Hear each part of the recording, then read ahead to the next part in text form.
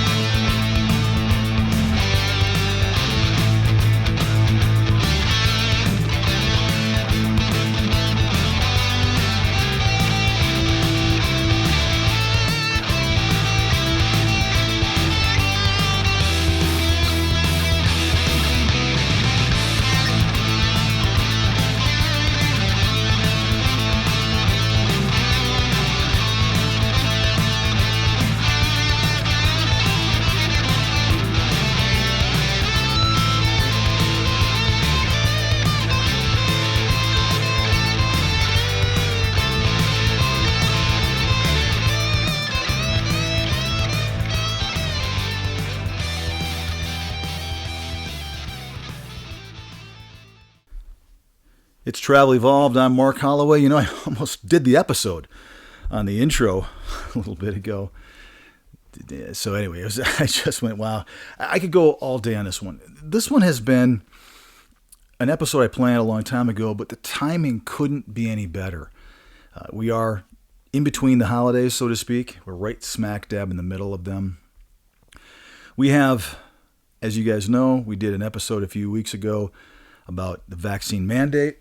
We've got supposedly another new variant coming out. There's all kinds of stuff happening, and every single thing in our country right now is at polar extremes. You just can't. That's the way I feel. I grew up in the 60s and mostly in the 70s. Most of my memories are from the 70s. I was too little to remember the 60s. But I grew up in the 70s, and I don't care if you were driving your car. When someone put their blinker on in front of you because they needed to get over, you slowed down, you let them, they gave you a little wave, and you gave them one back. Now, I live in Denver. I live in a suburb of Denver. So I don't know what it's like in your part of the world or where you're currently on assignment, but nowadays in Denver, I can only say, and in California too, mostly Denver, more than California, believe it or not. Someone puts their blinker on, the person behind, guy or gal, speeds up, and when the person tries to come up, then you give each other the finger. It's just the way our society's become. Tell me I'm wrong on that. It's really amazing, and we do it every day without even thinking. Last year, we had a double turn. A guy came over and almost hit me because he wasn't paying attention to the lines. And I was on the right side, he was on the left. Maybe he didn't realize it was a double turn. And almost hit me. I swerved because I happened to be turning into a 3-lane boulevard, thank goodness. So I was able to go over. I kind of looked at him, and he flipped me off. So I followed him into the car wash and asked him, why would you flip me off? And he got really upset and got all nervous. I wasn't going to do anything, but I wanted him to understand that, how about, hey, gee, sorry, or maybe he thought I did something wrong, and why was his first reaction to flip me off? It's amazing to me, and it's a quintessential thing that I see in our society right now. Now, again, I wasn't trying to pick a fight or whatever. I just kind of want to go, buddy. It was, one of us made a mistake. I'm pretty sure it was you, but maybe you thought it was me. I don't know. But why would you flip me off? Why would you be that insensitive? What has our society become? And again, I'm picking on this guy. It was a long time ago, but still remember it very clearly. it's like, why is that our first reaction in our country, in our world right now? Maybe it's not our world. I do have a lot of international listeners, quite a few. Maybe it's not that way overseas or in South America or elsewhere people listen to us. Boy, it sure is that way here. And I travel a lot, and I've rented cars and driven around lots of different cities, and it sure does feel that way. I'm using that as an example to kind of be the catalyst for today's show. And that is that, man, we have forgotten how to be kind to each other. We have forgotten how to live with each other everything is you flip people off in your mind, in your head, verbally, mentally. That is our first reaction, and something has got to change.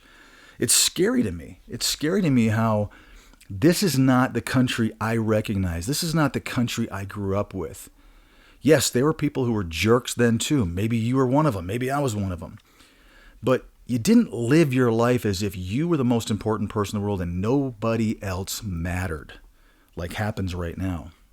Right now, we're so polarized politically. I mean, you name it, literally everything.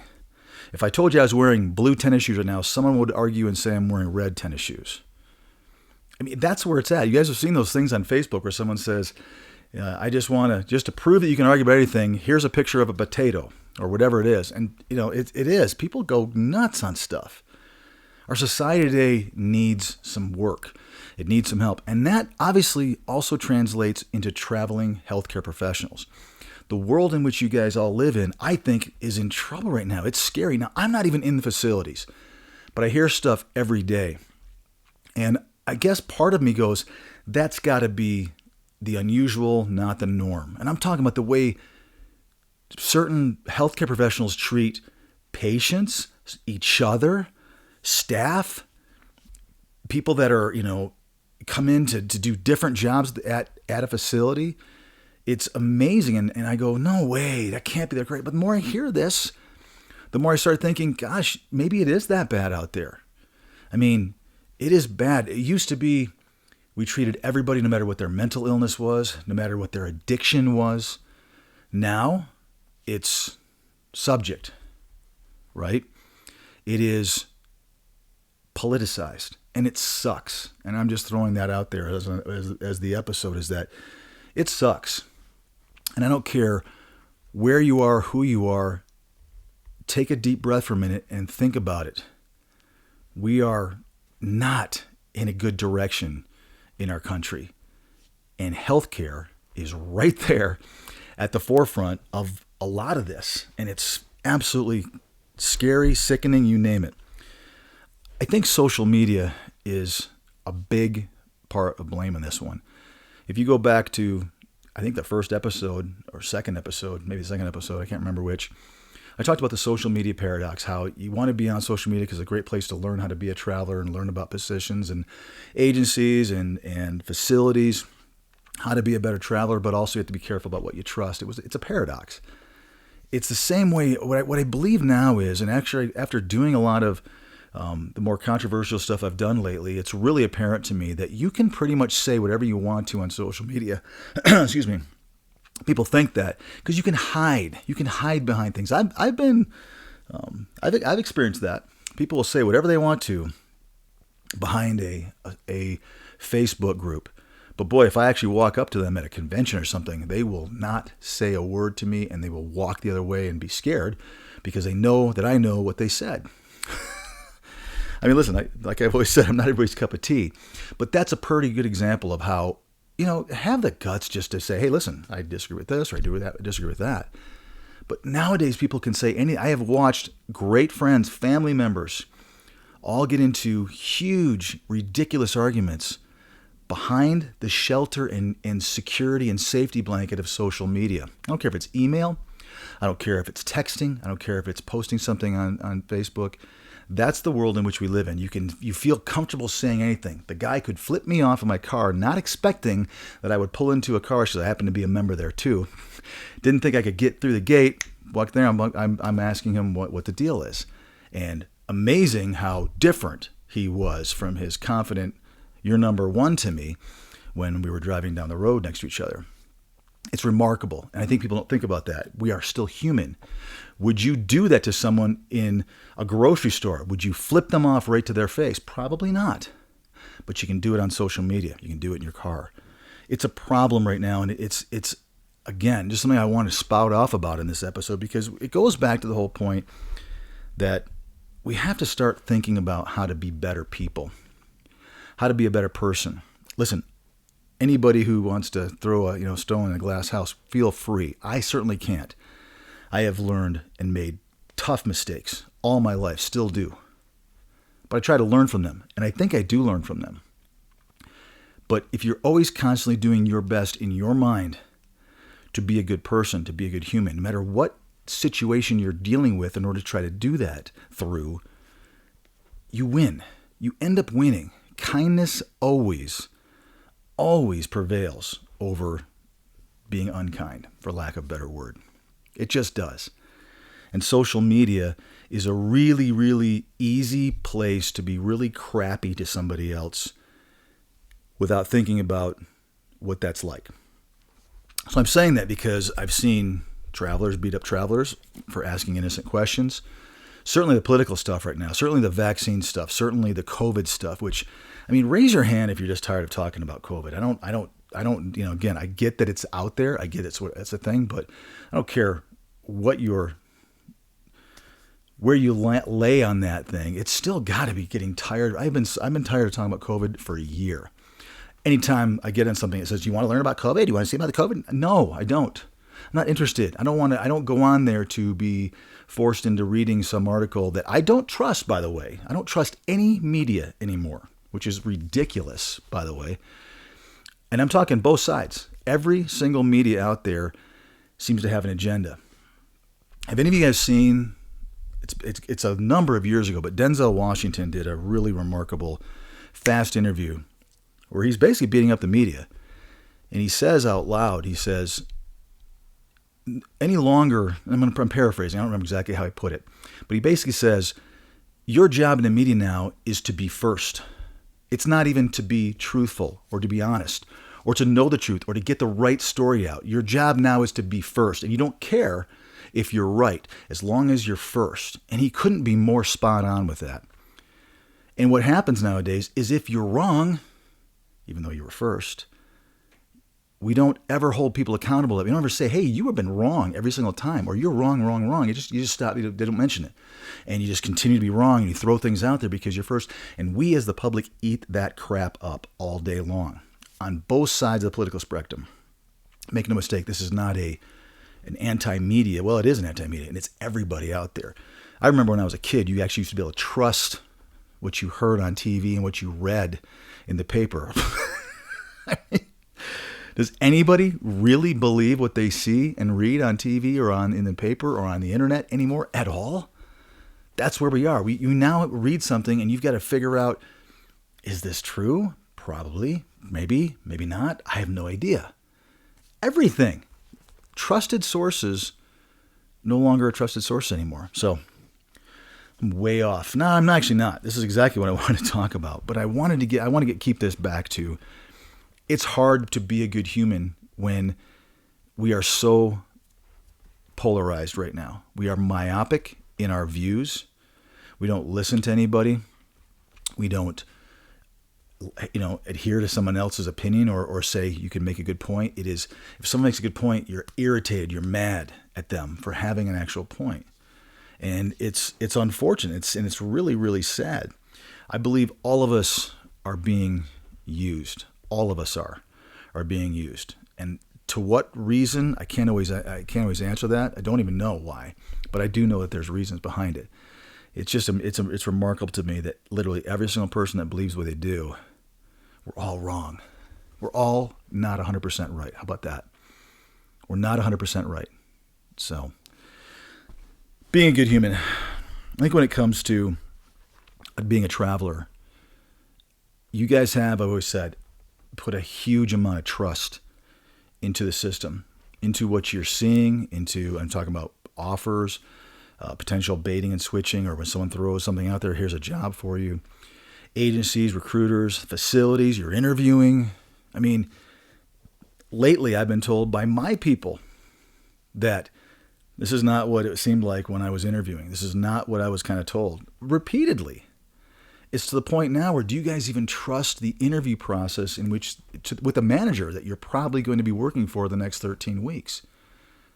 I mean, I think most of you could handle if someone was just being honest with you and being a good human and saying, hey, this is where we struggle at this facility. This is where our assignment is tough. I have no control over this, but you guys kind of do. You guys could start asking these questions. Hey, I've been doing a lot of interviewing lately. As a matter of fact, the last couple of assignments I've had have not been as advertised. Can you tell me, are there things that we should talk about that I should be aware of? It doesn't mean I wouldn't accept this position. And I certainly am not trying to have you choose somebody over me. But legitimately, is there something that would be helpful for me to go into this assignment if I'm offered it with my eyes wide open? I mean, I just think that is an honest question you could ask. You might not get the job. You might not want it, right? If someone doesn't want to tell you they're offended by that, that could be a good, hey, maybe this person was going to leave something out or not be quite forthright about part of this assignment, the patient load, the type of patient, the age of the patient, you name it. It could be anything.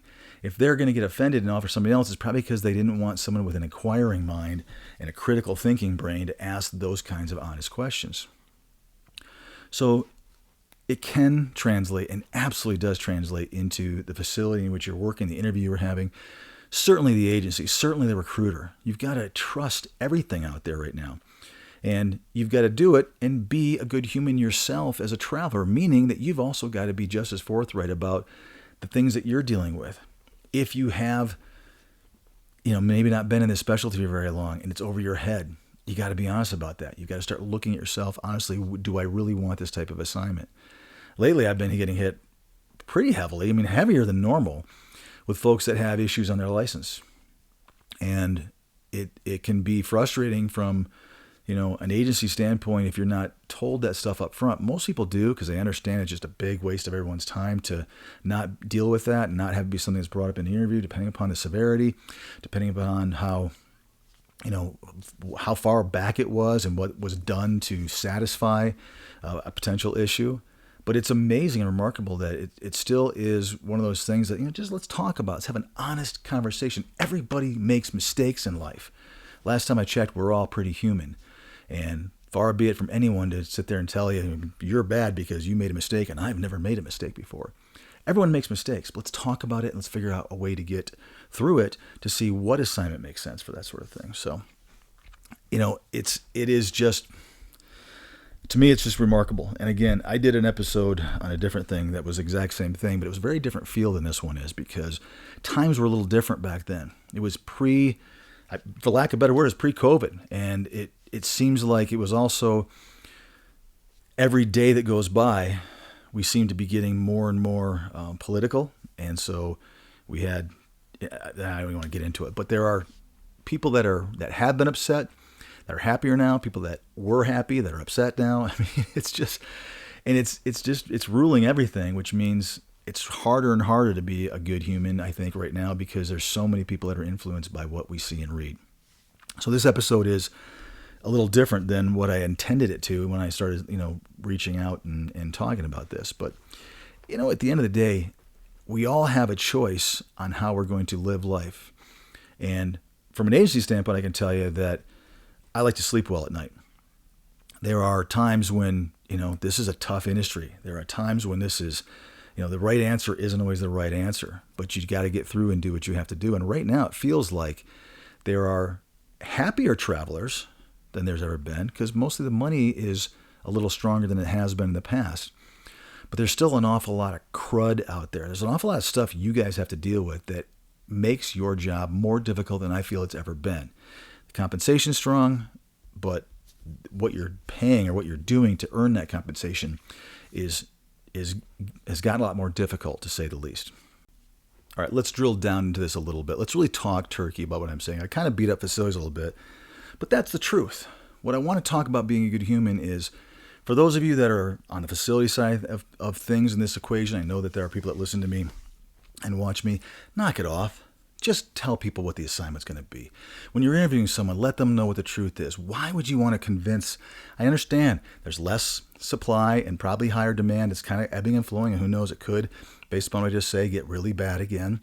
But be honest. How does that possibly serve you if you're not being forthright about what the details of a position and then what the details of that assignment are going to look like for a traveler?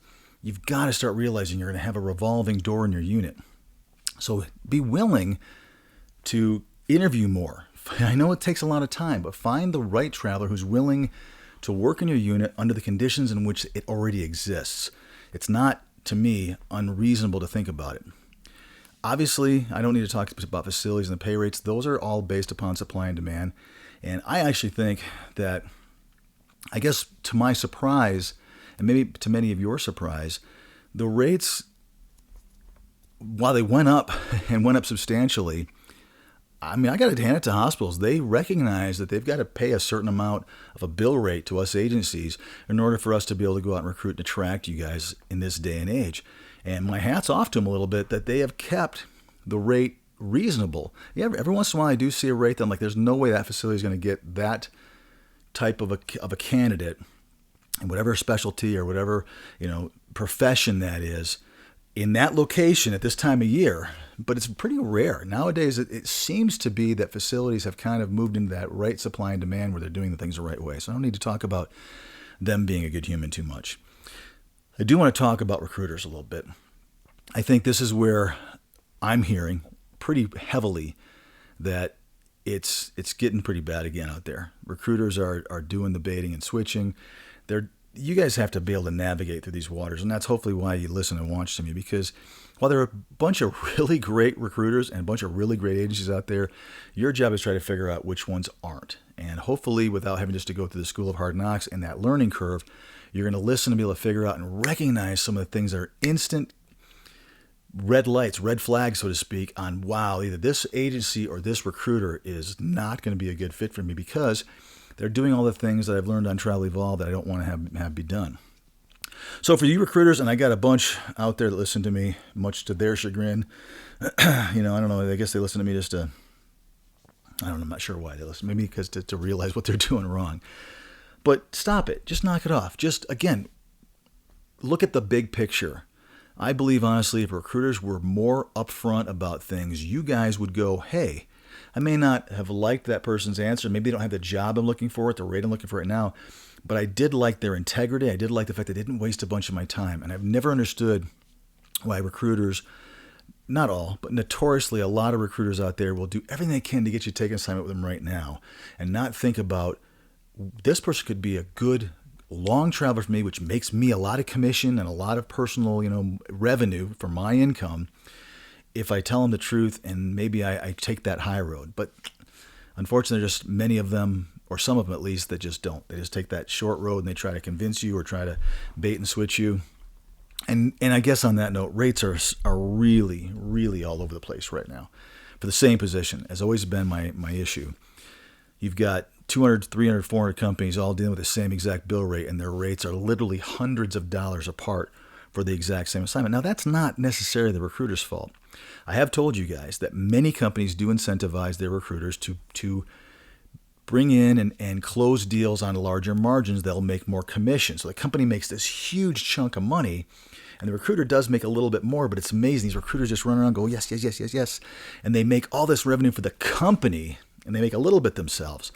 But they're really, doing the work of the heavy lifting for the company in order for them to make the huge amount of bucks. They might make a couple more dollars a week on you, but the agency's making a couple of thousand or a couple, many $100 a week on you for the recruiter doing a good job of that margin that's looking for. But what I was getting at is that it's not always the recruiter's fault. A lot of companies have their margins set at a higher rate than others. So imagine being a recruiter working for a company whose margin is high and what they're offering is less. It can't be easy. And I can imagine that, there are some really good people that struggle because they're constantly fighting a lower pay rate than everybody else in the country. And it doesn't mean they're a bad person. It doesn't mean they're not a good human. It just means they've got a rule to apply to and adhere to in their job and a job function, and they cannot escape that. So it's hard. But it is kind of the way the industry works. But getting back to being a good human, and now that we've kind of talked about things you guys need to be aware of, here's the fact. Last time I checked, it is easier to be kind than it is to be downright crappy to people. I mean, it really takes effort, in my opinion, to really be crappy to other people. I mean, it really does. I don't care if you're in the grocery store. I don't care if someone's coming out, and you're holding the door. To not do that, it's an effort, it feels like to me. It feels like it is more difficult to actually go out of your way to be a nasty person than it is to be a good person. Tell me I'm wrong in that regard. All of you people that are great people out there, isn't it easy? Isn't it easy, and doesn't it feel good? Doesn't it make you feel good about being better when you actually do things for your fellow man that are it's just about being who you are. We've all known that person that just walks through life just with that scowl on their face. They've got, they say it's easier to smile than it is to frown. It actually takes more muscles in your face to frown. Yet there are people out there that are just like that. They are just miserable. For whatever reason, whatever life has thrown them, they're just miserable. It's hard, but life actually throws really wonderful benefits to you when you are kind. You just feel better, And I'm not talking about this baloney that I'm going to go on a soapbox here again for the 5th time on this episode. Here's a trend I don't like. I see social media again. I think one of the biggest problems with our society right now is social media. You've got people on different media saying, I'm a great person because here I am. I'm going to go ahead and give this homeless person maybe a meal, or I'm going to do something kind for this homeless person, whether I'm going to give them a lot of money, or help them out, or buy them clothes. But by the way, I'm going to film it to make myself feel better.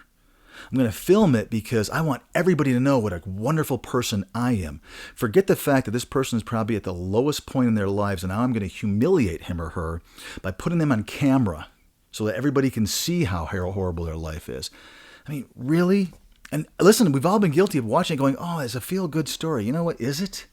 Is it a feel-good story? How about just give the person what you're going to do and not put it all over social media trying to make yourself feel better about it? How about just do something? I have this weird thing that if you do something kind for somebody and you tell somebody or you toot your horn in any way, it nullifies that and actually comes back and makes it more negative than ever doing something nice in the first place.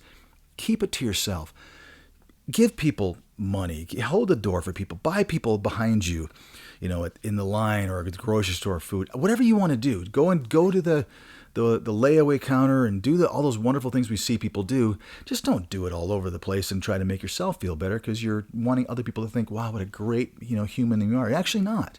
You're actually trying to tell people, look at how great I am. Just do it and be quiet about it. You'll find it's a lot more rewarding than walking around saying, I am great, I am wonderful, I'm a great person.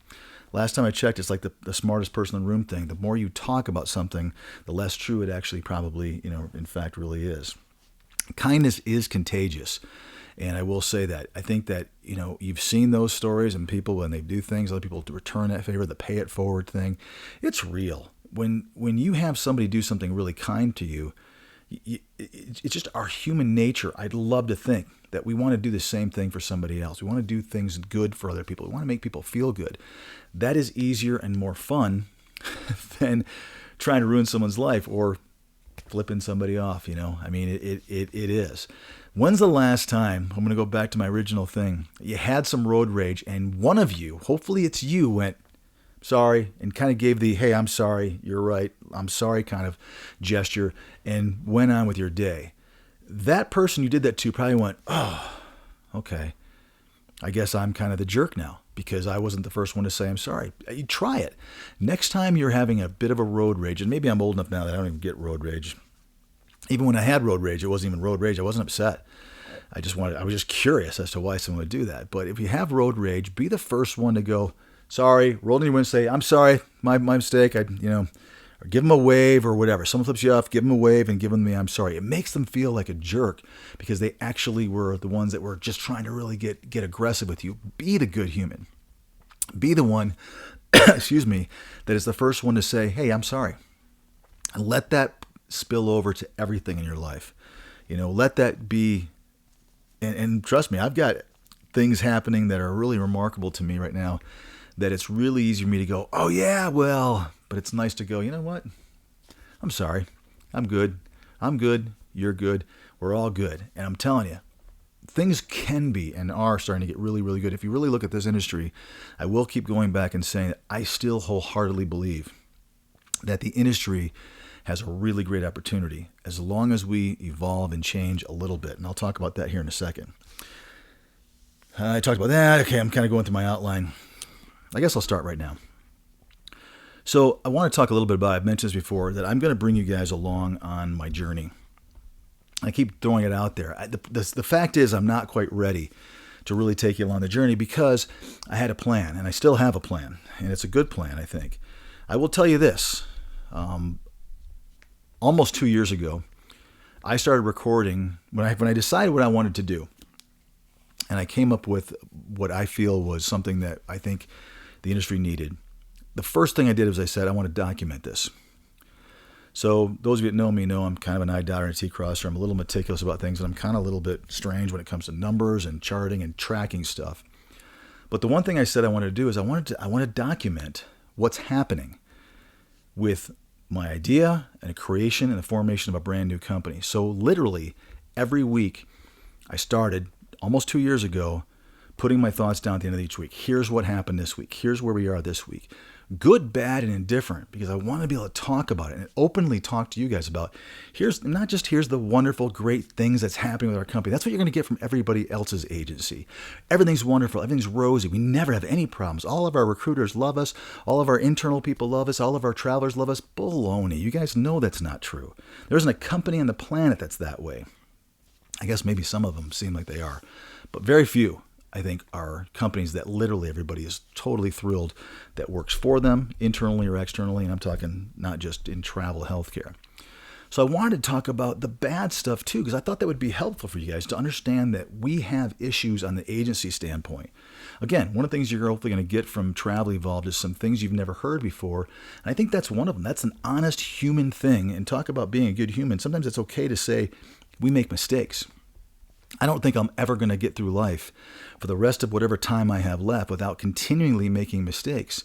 And trust me, I don't always learn from my mistakes. I'm not perfect. Nobody is that I know of. There was one guy, right? So we do our best to learn from our mistakes, and I still make them. Everybody does.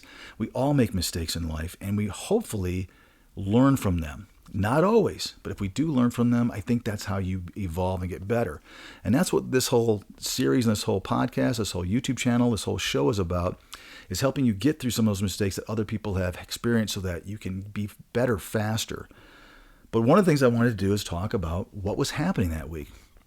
The drama, the wonderful things, the creativity, the setbacks, the hard knocks, the learning curve, if you will, of what it was like to form a new company. And many of you out there have thought about starting a company, getting out of maybe healthcare, or maybe you're a competitor of mine, maybe you're a recruiter of a competitor of mine who's saying, I want to start my own company. That's how most companies happen. Somebody gets an idea, says, I don't want to be the person making this little bit of commission when I'm making the company a whole bunch by, keeping a margin thick. I want to make that myself.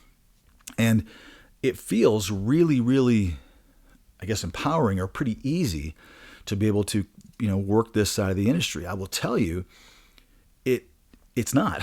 It really isn't. This is not for the faint of heart. I've said that before. It is difficult. You cannot go through this without breaking some eggs. There's just no two ways around it. You're dealing with that triangle of trust I talk about. You're dealing with learning curves. So I want to document, and I wanted to document what I was doing and how things were going. And by the way, I have this thing where I actually have never gone back and listened to any of what I've recorded, but I have it all every single week without fail. Sometimes I had to do it, a day later, but every week I have recorded what happened, good, bad, and different, with the start and evolvement and creation and concept of a new company. And I will tell you guys this. I think the industry needs a shot in the arm. This is an industry, in my opinion, that hasn't evolved, to use our phrase, at all. I mean, I've been in this for 22 years now. I can actually say that because Thanksgiving was 22 years, roughly, actually about a week or two before Thanksgiving. 22 years now I have been in this industry, and it is, there was, the fax machines have changed and not been used as much when it comes to credentialing or getting people on board. There's been technological advances that have changed and moved from emails to texting to phones, you name it. But the industry itself has remained stagnant. It is still the exact same thing. In other words, hospitals and facilities, there has been the creation of vendors. That's one change that's happened. But they still have an all-inclusive rate. There's now vendors involved who carve out a piece of that. But the agencies are out there looking at that bill rate and setting their margins of what they feel they need to make per each, whether it's a percentage or a dollar amount, you name it. And then they're portraying to the traveler, here's what we're able to pay you for the same job that 200, 300 companies have. And the real fact is, whether you guys get this or not, I think you probably do, is that the only real difference oftentimes comes from that recruiter. In other words, is this person a good salesperson? Are they likable? Maybe they're not a good salesman, but they're a wonderful person. There's two different, thoughts there. You can have somebody who's not a wonderful person, but is a great salesperson that makes you think that they are. But that's usually the difference. It is the recruiter or the voice or the persona of the company that makes you decide which one to go with. And that's kind of been the way it's been for 22 years. Everybody out there is competing for your business for the amount of positions that they happen to have available, which mostly overlap what other companies have as well. Yeah, there's some exclusivity out there. There's some contracts that only people have, but they're still trying to sell you to take that exclusive contract over the 2 or 3 or 4 other positions that might be in the same city, same town, relative same area. And there could be dozens of assignments that all make sense to you. And what they all do is we all come in, we try to scramble to try to convince you to take this one because we have one of these 20 assignments, but don't even consider or look at anybody else's out there. This industry is inbred, I'll say that. It is spin-off after spin-off after spin-off of a couple of major companies from different parts of the country that all have kind of evolved and spun off, and now there's little subset cultures of them. And you got big companies gobbling up the little company, trying to keep their brand, but let not even know that they actually work for them now, that their name is part of their umbrella. It's insane. And you guys deserve better. I've felt that way for anyone who's known me for any length of time. I've always felt that travelers didn't make enough of the pie. I used to say they didn't make enough money. I can't say it as much now because the pie has gotten a lot bigger, right? If you look at what the pie is, which is the bill rate has gone from being, this to being a much bigger pie, so to speak. Like those huge pizzas you get some places where there's like the whole size of the table. So the percentage that you guys get of the pie still, in my opinion, needs to increase. And I've always said if we could build a company that paid more, doesn't that make sense? So for those of you that are thinking about starting your agency, one of the things I would say is, to me, your job is easier if you pay more. But this thing comes into your head, and this is what I was telling you, when you start owning a company, you're like, oh, you gotta make more money because you've got bills to pay, and you've got recruiter commissions, and you've got people that are doing credentialing, you've got insurance, and you've got advertising. And all of a sudden, the real world hits you, and a lot of people in our industry realize that you can't, and everyone falls back in the exact same, similar, or almost identical model.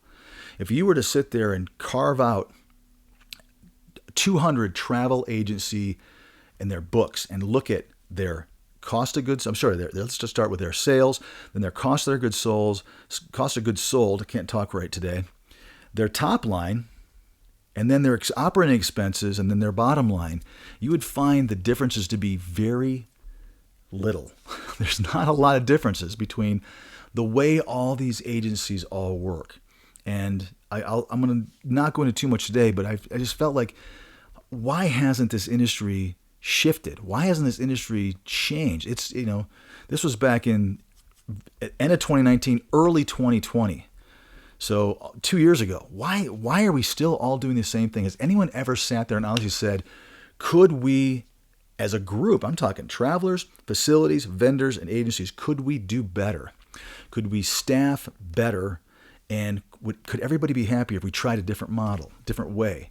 And the answer to everyone out there was, nope, we're going to do it this way. And you know why they want to do it this way?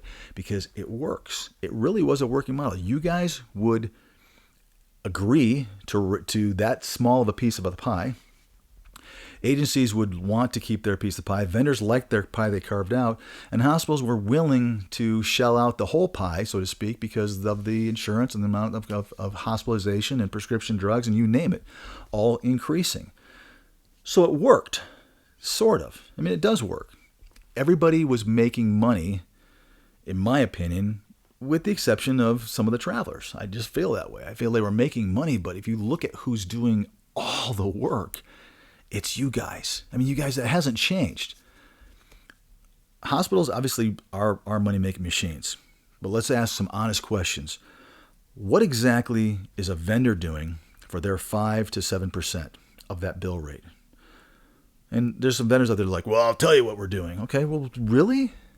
What is an agency doing for their now high 20s to low 30% of that bill rate? And the answer is, really? How much are you doing to make that kind of money per traveler? What exactly is the effort? Yes, you've got a machine, but as far as what do you contribute to that cog, I still will tell you that I think it was way smaller than what the actual piece of pie that agencies were making are. It didn't make sense. It's a disparagement that didn't make sense. So my quintessential start was, we got a problem. Let's figure out how to change this.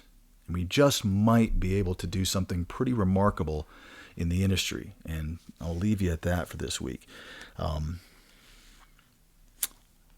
know I'm kind of teasing, but the fact is, I've just got some things I still need to finish up. But I'm excited about talking to you guys about this because I want to give you a little bit of a history of how I got to this point. So we're going to go do a little history lesson over the next few weeks, next few episodes about just the way I saw the industry going and how things happened, some mistakes I made, some companies that failed, some concepts that didn't quite work out, and just in general, the temperature of the industry and what I was hearing when I talked to a lot of travelers, when I talked to a lot of facilities, talked to a lot of vendors, and all the things that kind of brought me to where I'm at. And it was, I hope you guys find it interesting. I mean, to me, maybe it's only interesting to those of us on this side of this, but I do think if you're a traveler and you even have no interest whatsoever in starting your agency, I do think this stuff is going to be important for you to understand this side of the business. It'll help you to, I think, appreciate a little bit of what agencies do and don't do. Much like you guys want everyone to understand, it makes you more well-rounded, and it really will help you. You can hear this, but believe me, the more you know about all aspects, the more you know about how hospitals make money and how they bill and everything else, that helps you to know that. Same thing with the agency standpoint. So I'm hoping that this will help enlighten some of you, and I think it might help the communication, episode number 1, fall into place a little bit more and become a little bit better for everybody. So on that cryptic note, I'm excited about it. I actually will tell you guys that. But I appreciate today as always. Thank you guys for subscribing. Please tell all your friends. If you're interested and you like what you're hearing, what you're seeing, tell everybody you know. I'm about 35% of my goal. And so we're doing pretty well, and it's been great. So there's a certain amount of people I want to have, an audience I think is going to really make a big difference. So tell your friends if they like us, great, they'll subscribe. But I really appreciate a lot of the sharing, a lot of the information, the kickback I've been hearing from a lot of you guys. For those of you that I am your cup of tea, I appreciate it, and I will talk to you guys next time on Travel Evolved.